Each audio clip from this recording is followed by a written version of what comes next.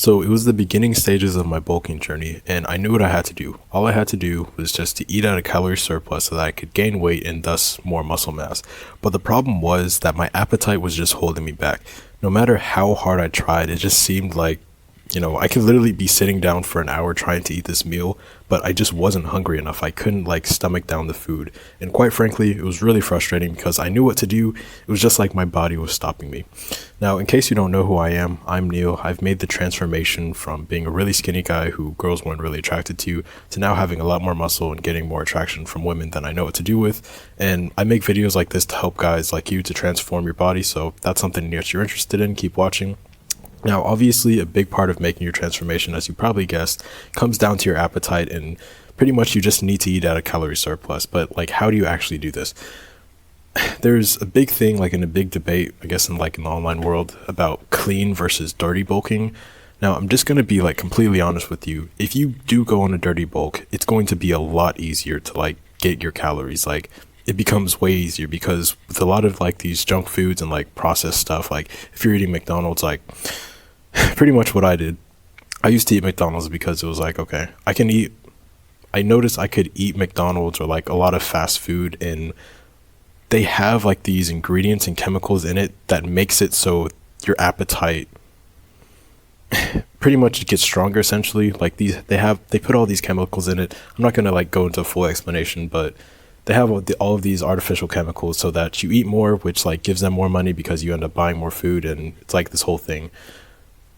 But the thing is, when you're eating these dirty foods, these junky processed sugars and artificial sweeteners and whatnot, what it does to you long term and your overall health, as I'm sure you know, if you have a IQ of double digits at least, it's just not good for you. You have lower levels of energy. It decreases your testosterone. It's just overall long term and in the short term, it's just not good for you. As opposed to when you're doing on a clean bulk, you have more energy levels. It may be a little bit harder to increase the amount your appetite, but once you start getting used to it, and once you follow some simple strategies, it just becomes easy. So I highly recommend that you don't go the dirty bulking route because it's terrible for your health. I tried it for a little while.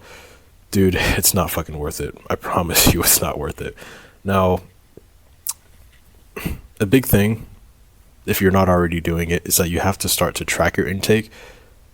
The thing that I used to do was I knew that I had to eat more, so I would just try and eat more, eat past the point that I felt full, and it wasn't actually doing anything because just because you're full doesn't actually mean that you're at a calorie surplus. What you have to do is get an app like MyFitnessPal. It's the one that I use. It's completely free. You can download it on Android or Apple phone, whatever. Pretty much before you sit down to eat a meal, you're just going to type in the search bar pretty much whatever you're eating, whether it's spaghetti, pasta, chicken, rice, steak, whatever it is.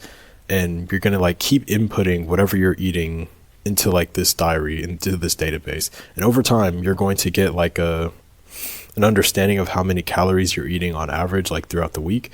And if you're still stagnating, if you're still the same weight after a week and you've inputted the amount of calories, you can say, okay, I've only eaten say 2,000 calories on average throughout this week, so next week I'm going to increase that to 2,300 and see what happens.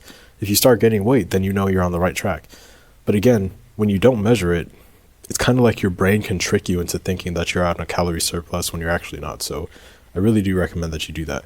Now, when you are at that stage and you're actually tracking your calories, second thing that you want to know is to think about it in terms of a progressive overload, kind of when you're building muscle in the gym, lifting weights, you want to increase the amount of weights or the amount of reps that you're doing to make it harder so you're actually building more muscle. It's the same thing with your appetite. You may only be able to eat on average 2,000 calories per day, but if you can just increase that slightly day in and day out, I mean, you can't really expect yourself to go from only eating 2,000 calories for pretty much most of your life and then skyrocketing that to 3,000.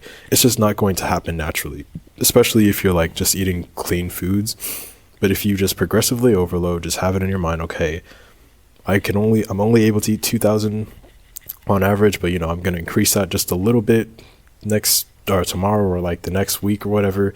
Just keep having that in your mind, and eventually it'll become way easier.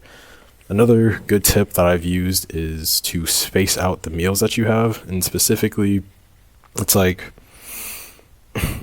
something that I used to do is I would only eat like breakfast and dinner because I just like didn't feel my appetite again. It just wasn't there. I didn't really feel the need to eat lunch, or like maybe I'd eat lunch and dinner or just breakfast and lunch, whatever it was. But when you space out more meals, if you have more meals throughout the day, it just gives your time or your body the time to digest the food. So, you don't have to eat everything in one sitting. You can like kind of space it out a little bit. I don't recommend eating all throughout the day, especially if you're on a clean diet, because this, I'm not going to explain that because it can get a little too complicated. Basically, you don't want to be eating necessarily throughout the whole day. If you can, restrict it to about an 8 to 10 hour window, because that's going to give your body time to produce this hormone called ghrelin, which pretty much just like raises your appetite. It's a hormone that tells your body it's hungry. But if you're on a clean diet and you're eating like the whole day, you pretty much don't give that hormone time to produce, so then you won't be hungry. Kind of sounds counterintuitive, but if you can, just space out your meals and do it within an 8 to 10 hour window, and your appetite should increase. Now, since you've made it to this far into this video, I assume that you're fairly serious about transforming your physique as a skinny guy. You really do want to make a transformation. And if that is the case, I highly recommend that you click the first link in the description to check out my coaching offer. It's just for those people who want like more personal, like one-to-one help on this. I've learned that when you can get advice from someone and it's like a one-to-one thing, and like you can kind of like bounce back and like ask them questions, it's different from like just like watching a video, which is just parasocial, and it's like more targeted towards a broader audience. Essentially, when you can ask someone and like get personal coaching, you can just make progress faster. So if that's something that you're interested in, click the first link in the description. But if not, that's completely fine. You can still keep watching some of these videos and you'll still get a lot of value from that. But other than that, remember, if you want things to change, it starts with you. Peace.